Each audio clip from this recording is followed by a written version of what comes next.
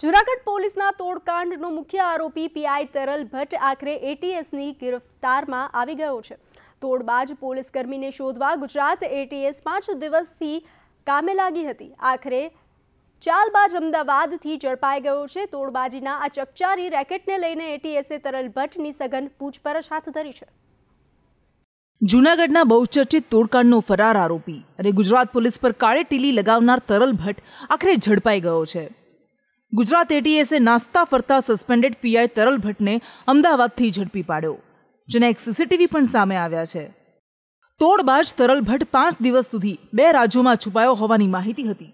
ગુજરાત છોડ્યા બાદ તે શ્રીનાથજીમાં રોકાયો હતો અને ત્યારબાદ 2 દિવસ મધ્યપ્રદેશના ઇન્દોરમાં રોકાયો હતો, જ્યાંથી તેની ગાડીનો નંબર સહિતની માહિતી મળતા તેને ટ્રેક કરી પોલીસ અમદાવાદના રહેણાંક વિસ્તાર સુધી પહોંચી હતી અને આરોપી ચકમો આપે તે પહેલા જ એટીએસની ટીમે તેને દબોચી લીધો છે।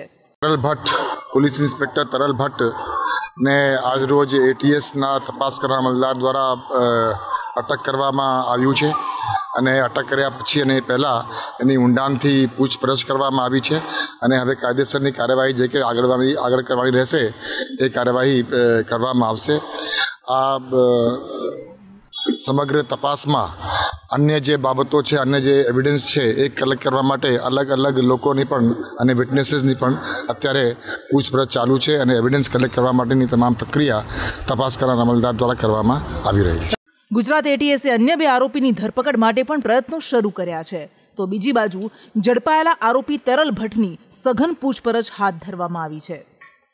એટીએસ દ્વારા આરોપી તરલ ભટ્ટના ઘરે સર્ચ ઓપરેશન હાથ ધરવામાં આવ્યું હતું, જેમાં એક પેન ડ્રાઈવ અને ડિજિટલ ડોક્યુમેન્ટ્સ મળી આવ્યા છે। પરંતુ આ કેસનો સૌથી મોટો સવાલ એ જ છે કે પીઆઈ તરલ ભટ્ટ પાસે બેંક એકાઉન્ટ્સની ડિટેલ આવી ક્યાંથી? પોલીસ સૂત્રો તરફથી મળેલી માહિતી મુજબ તરલ ભટ્ટે અમદાવાદના માધુપુરામાં 2500 કરોડના ક્રિકેટ સટ્ટાની તપાસ કરી હતી અને આ સટ્ટાબાજીમાં 1000થી વધુ બેંક ખાતાનો ઉપયોગ થયો હતો, જેની માહિતી તરલ ભટ્ટે એકઠી કરી રાખી હતી અને આ એકઠી કરેલી માહિતી બેંક ખાતાની વિગતોનો ઉપયોગ તરલ ભટ્ટે તોડબાજી માટે કર્યો હતો। હાલ તો પોલીસની ખાખી વર્દીને દાગદાર કરનાર તરલ ભટ્ટ એટીએસના હાથમાં આવી ગયો છે, ત્યારે તેની સઘન પૂછપરછમાં અનેક મોટા ખુલાસા થાય તેવી શક્યતા છે।